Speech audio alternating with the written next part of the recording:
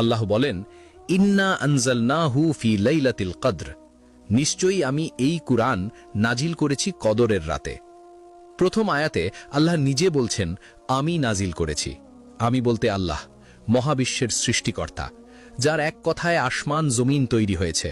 তিনি বলছেন, এই কুরআন আমার পক্ষ থেকে এসেছে, আর এসেছে লাইলাতুল কদরে। কদর শব্দের মানে কি? আরবি ভাষায় কদরের অনেক অর্থ আছে। এর একটা মানে হলো মর্যাদা। এই রাতের মর্যাদা এত বেশি যে এর তুলনা নেই। আরেকটা মানে হলো ভাগ্য বা তাকদীর। এই রাতে সারা বছরের ভাগ্য নির্ধারণ করা হয়। আরেকটা মানে হলো সংকীর্ণতা, কারণ এই রাতে এত বেশি ফেরেশতা পৃথিবীতে নামেন যে যেন আকাশ জমিন সংকীর্ণ হয়ে যায়। একটি শব্দে তিনটি অর্থ, একটি রাতে তিনটি মহিমা।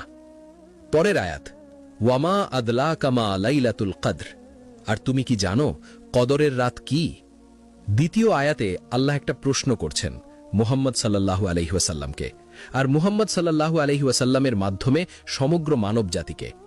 এই প্রশ্নটা আরবি রেটরিকের একটা বিশেষ কৌশল। যখন কোনো বিষয়কে এতটাই মহান বলতে হয় যে সাধারণ ভাষায় প্রকাশ করা সম্ভব নয়, তখন এই ধরনের প্রশ্ন করা হয়। যেন বলা হচ্ছে, তুমি কি পারবে এর সীমা বুঝতে? না, পারবে না। তাহলে শোনো।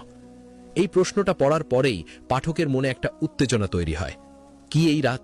কতটা বড় এই রাত?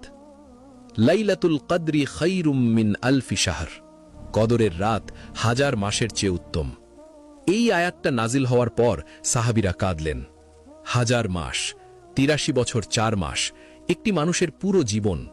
এক টানা 1000 মাস যদি কেউ ইবাদত করেন, তাহলে যা হতো এই একটা রাতের ইবাদতে তার চেয়েও বেশি পাওয়া যায়। আর আল্লাহ বলছেন উত্তম, শুধু সমান নয়, উত্তম। অর্থাৎ এই একটা রাত কেবল 1000 মাসকে ছাড়িয়ে যায়। কেন? কারণ এই রাতে কুরআন নাজিল হয়েছে। কুরআন হলো আলো, কুরআন হলো পথ, কুরআন হলো সেই বই যা মানবজাতিকে অন্ধকার থেকে আলোয় নিয়ে আসে। আর এই আলোর মূল্য কি কোনো সংখ্যা দিয়ে মাপা যায়? তানাজ্জালুল মালাইকাতু ওয়ার রূহু ফীহা বিইذনি রাব্বিহিম মিন কুল্লি আমর। এই রাতে ফেরেশতারা এবং রূহ, জিবরাইল আলাইহিস সালাম, তাদের রবের অনুমতিক্রমে প্রতিটি কাজের নির্দেশ নিয়ে অবতরণ করেন। এই আয়াতে একটা অবিশ্বাস্য দৃশ্যের কথা বলা হয়েছে। ভাবুন একবার, আকাশের দরজা খুলে যাচ্ছে, দলে দলে ফেরেশতা নেমে আসছেন, তাদের পাখার ঝাপটায় বাতাস কেঁপে উঠছে।